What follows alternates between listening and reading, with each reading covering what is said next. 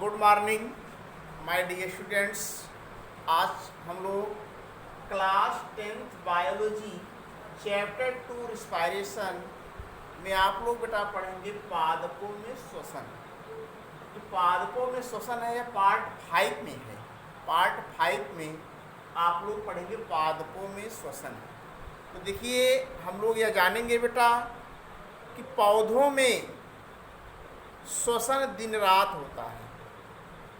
जब पौधों में श्वसन दिन रात होता है तो हम आप लोग यह बता सकते हैं बेटा, पौधे दिन के समय वायुमंडल में ऑक्सीजन गैस को मुक्त करते हैं और कार्बन डाइऑक्साइड को ग्रहण करते हैं। तो कार्बन डाइऑक्साइड को जब ग्रहण करेंगे और वायुमंडल में क्या करते हैं, ऑक्सीजन गैस को मुक्त करते हैं। तो इस प्रकार आप ये बता सकते हैं पौधे दिन रात श्वसन करते हैं। लेकिन आप लोग ये बता सकते हैं पादपों में जंतुओं की भांति श्वसन के लिए क्या होता है, कोई विशेष अंग नहीं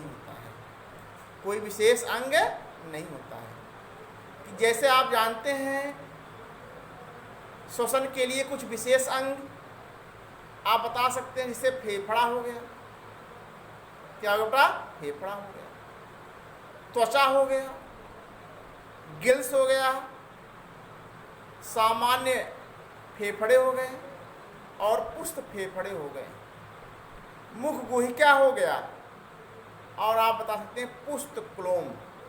तो अलग अलग जंतुओं में श्वसन के लिए क्या होते हैं बेटा, अलग अलग अंग होते हैं।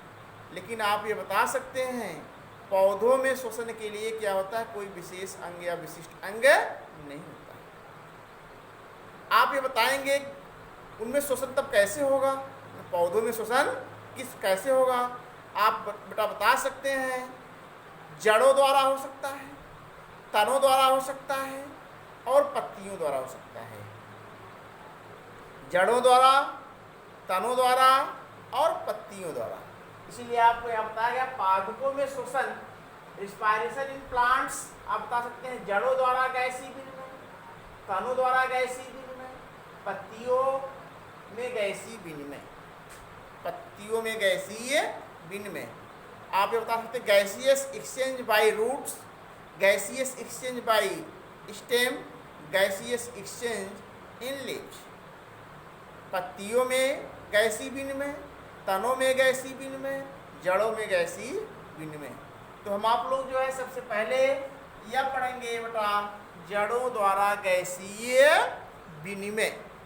जड़ों द्वारा गैसीय विनिमय आप लोग बताएंगे बेटा, जैसे मिट्टी है या मिट्टी के जो कण होते हैं उनके बीच में आप जानते हैं, उनके बीच में उपस्थित जो मूल रोम होते हैं, इन्हीं मूल रोमों द्वारा क्या होता है, गैसों का विसरण होता है।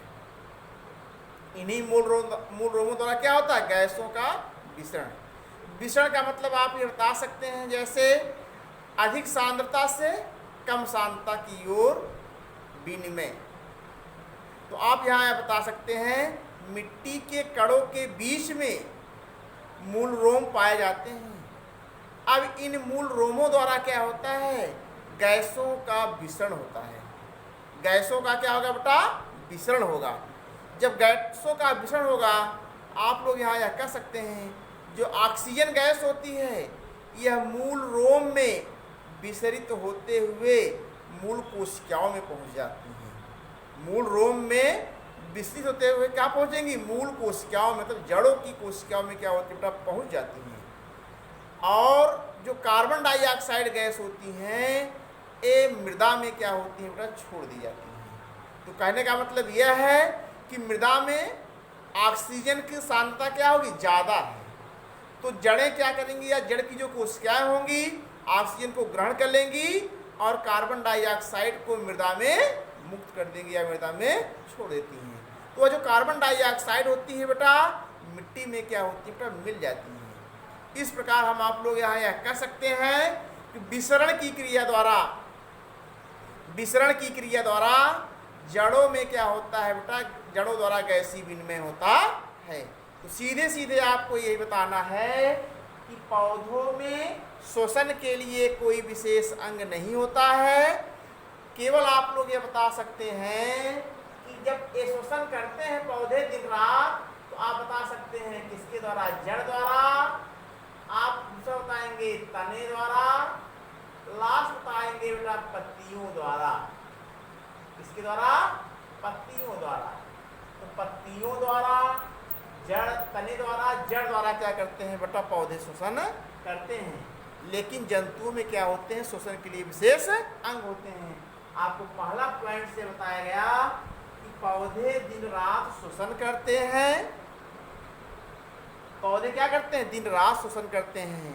तो आप ये बता सकते हैं कि मृदा में उपस्थित जो ऑक्सीजन गैस है वह विसरित होते हुए जड़ की कोशिकाओं में क्या होती हैं, पहुंचा दी जाती हैं। और जड़ की कोशिकाओं में उपस्थित जो कार्बन डाइऑक्साइड होता है वह क्या होता है, मिट्टी में क्या होती है बेटा, मिल जाती है। इस प्रकार आप यहाँ यह कह सकते हो कि विसरण की क्रिया द्वारा गैसों का क्या होता है बेटा, विनिमय होता है जड़ों द्वारा क्या होता है, गैसों का विसरण होता है। अब यहाँ बताएंगे मिट्टी में ऑक्सीजन की सांद्रता ज़्यादा होगी, तो जड़ क्या करेंगे, उसको ग्रहण कर लेंगी। जड़ में क्या होगी, कार्बन डाइऑक्साइड की सांद्रता होगी, तो जड़ द्वारा क्या होगा, वह विस्तृत कर दिया जाता है। कहाँ पर बेटा, वायु में विस्तृत कर दिया जाता है, मतलब कि मिट्टी में क्या होता है, विस्तृत कर दिया जाता है। इस प्रकार हम आप लोग ये बता सकते हैं पौधे में जड़ों द्वारा क्या होता है, गैसों का विनिमय होता है। सेकंड पॉइंट आप देखेंगे तनों द्वारा गैसीय विनिमय। तनों द्वारा गैसीय विनिमय, तनों द्वारा गैसीय विनिमय आप बता सकते हैं। तनों में आप बेटा बताएंगे वात रंध्र होता है। तनों में क्या होता है, वात रंध्र होता है। तो वात रंध्र द्वारा आप बता सकते हैं बेटा पौधे क्या करते हैं, गैसों का विनिमय करते हैं। किसके द्वारा, वात रंध्र द्वारा। तो यहाँ यह कह सकते हैं बेटा कि जो काष्ठीय पौधे होते हैं, इन काष्ठीय पौधों में गैसों का विनिमय आप बता सकते हैं तने में उपस्थित जो छोटे छोटे छिद्र होते हैं, इन छोटे छोटे छिद्रों द्वारा होता है। और उन छोटे छोटे छिद्रों को हम आप लोग क्या कह सकते हैं बेटा, वात रंध्र कहते हैं। क्या कहेंगे, वात रंध्र। ठीक, इन वात रंध्र द्वारा क्या होता है आप बता सकते हैं, तनों में गैसीय विनिमय होता है। जबकि आप यहाँ बता सकते हैं जो हर्बेशियस प्लांट्स होते हैं, हर्बेशियस प्लांट मतलब साकी पौधे जो कोमल और कमजोर होते हैं, जिसके तने कोमल और कमजोर होते हैं, इन पौधों को हम आप लोग क्या कह सकते हैं बेटा, साकी पौधे कहेंगे। क्या कहते हैं, साकी पौधे। तो साकी पौधों में आप बता सकते हैं बेटा तने पर क्या होते हैं, छोटे छोटे स्टोमेटा होते हैं, रंध्र होते हैं। इन रंध्रों द्वारा क्या होता है बेटा, गैसीय विनिमय होता है। तो आप यहाँ बता सकते हैं जो काष्ठीय पौधे होते हैं इनमें भी छोटे छोटे छिद्र होते हैं, उन छिद्रों को क्या कहेंगे, वात रंध्र कहेंगे। लेकिन जो साकी पौधे होते हैं उनमें भी क्या होता है बेटा, छोटे छोटे छिद्र होते हैं, लेकिन उन छिद्रों को आप लोग क्या कह सकते हैं, स्टोमेटा अर्थात रंध्र बोलेंगे। तो आप यहाँ जान जाएंगे बेटा रंध्र क्या है और वात रंध्र क्या है। काष्ठीय पौधों के तनों में पाए जाने वाले जो छोटे छोटे क्या होते हैं, छिद्र होते हैं, उन छिद्रों को वात रंध्र कहते हैं। जबकि साकी पौधे जो हर्बेशियस प्लांट्स होते हैं उनमें क्या पाया जाता है बेटा, रंध्र पाया जाता है। इन रंध्रों द्वारा क्या होता है बेटा, गैसीय विनिमय होता है, गैसीय विनिमय होता है। लास्ट आप देखेंगे पत्तियों में गैसीय विनिमय। तो जनरली आप जानते हैं, यह बताया गया है आपको बेटा, पौधे दिन रात श्वसन करते हैं या पौधों में दिन रात श्वसन होता रहता है। तो आप ये बताएंगे पौधों की पत्तियों की निचली सतह पर पाए जाने वाले छोटे छोटे छिद्र को क्या कहते हैं बेटा, रंध्र कहते हैं। तो रंध्र की डिफिनीशन आपसे पूछा भी जा सकता है। रंध्र की डिफिनीशन ये बहुत तेज पूछता है, जिसे आप क्या कहते हैं, स्टोमेटा। टीनी पोर्स, स्टोमेटा क्या कह सकते हैं, tiny pores are present in lower surface of leaves. पत्तियों की निचली सतह पर पाए जाने वाले छोटे छोटे छिद्रों को आप क्या कह सकते हैं बेटा, स्टोमेटा कह सकते हैं। तो आप इंग्लिश में इसकी डिफिनीशन ये बता सकते हैं, टीनी पोर्स, इंग्लिश में डिफिनीशन बताएंगे, टीनी पोर्स आर प्रेजेंट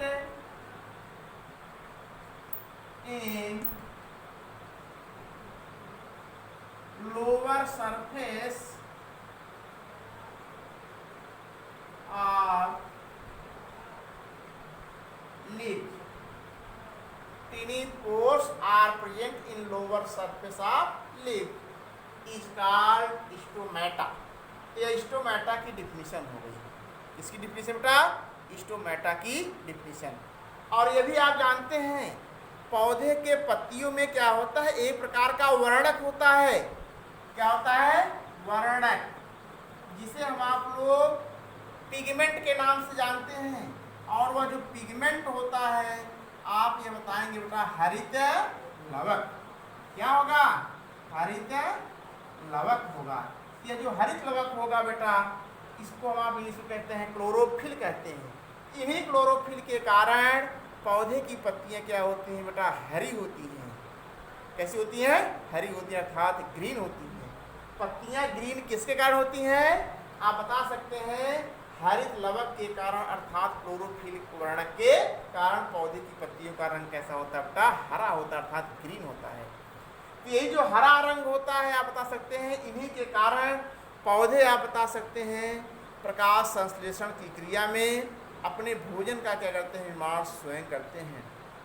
तो यह बताएंगे, सूर्य के प्रकाश की उपस्थिति में हरे पौधे की पत्तियां क्या करती हैं बेटा, वायुमंडल से कार्बन डाइऑक्साइड, जमीन से जल और खनिज लवण का अवशोषण करती हैं और अपने भोजन का निर्माण क्या करती हैं बेटा, स्वयं बनाती हैं। इसलिए आप यहाँ बता सकते हैं बेटा, तो हरे पेड़ पौधों की पत्तियों में क्या होता है, प्रकाश संश्लेषण की क्रिया होती है। इसी प्रकाश संश्लेषण क्रिया द्वारा क्या करते हैं, पौधे अपना भोजन स्वयं बनाते हैं। अब आप ये बता सकते हैं कि पत्तियों में गैसीय विनिमय कैसे होता है। तो देखिए, पत्तियां आप ये बता सकते हैं, पत्तियों दिन के समय और रात्रि के समय, दिन के समय और रात्रि के समय, दिन के समय आप लोग ये बता सकते हैं प्रकाश संश्लेषण की क्रिया होती है, और रात के समय क्या होता है, प्रकाश संश्लेषण की क्रिया नहीं होती है, लेकिन श्वसन दिन रात होता रहता है। ये बता सकते हैं आप प्रकाशीय और अप्रकाशीय, प्रकाशीय क्रिया और अप्रकाशीय क्रिया। प्रकाशीय क्रिया को आप कह सकते हैं लाइट रिएक्शन, अप्रकाशीय क्रिया को आप कह सकते हैं डार्क रिएक्शन। अप्रकाशीय क्रिया क्या कहेंगे, डार्क रिएक्शन। तो डार्क रिएक्शन में आप लोग ये बता सकते हैं रात्रि के समय, दिन के समय। तो रात्रि के समय आप लोग ये बताएंगे बेटा, ठीक, पौधों में आप बता सकते हैं प्रकाश संश्लेषण का क्या होगा, अभाव होगा। जब प्रकाश संश्लेषण का अभाव होगा तो पौधे की पत्तियां क्या करती हैं, वायुमंडल में कार्बन डाइऑक्साइड का निष्कासन करती हैं। रात्रि के समय पौधे की पत्तियां क्या करती हैं, वायुमंडल में कार्बन डाइऑक्साइड का निष्कासन करती हैं और ऑक्सीजन गैस को कहती हैं ग्रहण करती हैं। लेकिन दिन के समय आप लोग ये बता सकते हैं, या दिन में आप बता सकते हैं, श्वसन के दौरान जो पेड़ पौधे की पत्तियां होती हैं, एक कार्बन डाइऑक्साइड को क्या करती हैं बेटा, ग्रहण करती हैं और वायुमंडल में ऑक्सीजन गैस को मुक्त करती हैं, करती हैं, मुक्त करती हैं। इसलिए आप यहाँ यह बता सकते हैं, जो पौधे होते हैं इनकी पत्तियों में आप बता सकते हैं दिन के समय पौधे की पत्तियों में क्या होता है, ऑक्सीजन की सांद्रता ज़्यादा रहती है या ऑक्सीजन की अधिक होता है।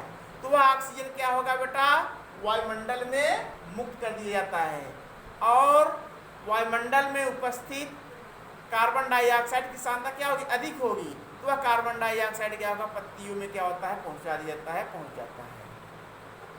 लेकिन रात के समय आप बताएंगे ऑक्सीजन को ग्रहण करते हैं पौधे की पत्तियां और कार्बन डाइऑक्साइड क्या करती हैं, मुक्त करती हैं। इसका मतलब आप यह कह सकते हो बेटा, रात्रि के समय आप बता सकते हैं वायुमंडल में ऑक्सीजन की सांद्रता अधिक है। जब ऑक्सीजन की सांद्रता अधिक होगी, पत्तियां क्या करेंगी, ऑक्सीजन गैस को ग्रहण कर लेंगी, और कार्बन डाइऑक्साइड की सांद्रता पौधे की पत्तियों में रात के समय अधिक होगी, इसलिए वह कार्बन डाइऑक्साइड क्या होगा, वायुमंडल में मुक्त कर दिया जाता है। इसलिए आप यहाँ बता सकते हैं रात में प्रकाश संश्लेषण का अभाव होता है, लेकिन कार्बन डाइऑक्साइड का निष्कासन अधिक होगा। दिन में आप बता सकते हैं श्वसन के दौरान कार्बन डाइऑक्साइड का प्रकाश संश्लेषण में प्रयोग ज़्यादा होता है और ऑक्सीजन का निष्कासन ज़्यादा होगा। तो कार्बन डाइऑक्साइड क्या होगा, प्रकाश संश्लेषण की क्रिया में ले लिया जाएगा और वायुमंडल में ऑक्सीजन गैस का क्या किया जाएगा बेटा, ऑक्सीजन गैस को मुक्त कर दिया जाएगा। इसलिए आप लोग यहाँ यह बता सकते हैं बेटा, जड़ों द्वारा, तनों द्वारा, पत्तियों द्वारा पादपों में श्वसन। ठीक, तो यह आप जो है इस वीडियो में केवल इतना ही देखेंगे। इसके बाद नेक्स्ट वीडियो आपको फिर से प्रोवाइड कराया जाएगा। धन्यवाद।